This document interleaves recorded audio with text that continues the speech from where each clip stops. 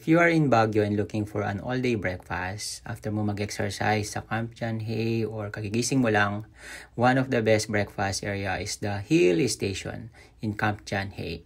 Yan, pagpasok mo sa kanilang store, makikita mo kanilang products.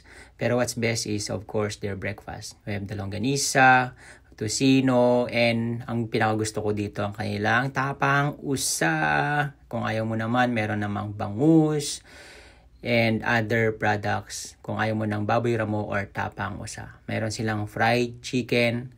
Ayan, husgan natin ang kanilang tapang baboy ramo. Yan. Gusto ko dyan, sinasawsaw sa suka, samahan mo ng brown rice, sabay kagat.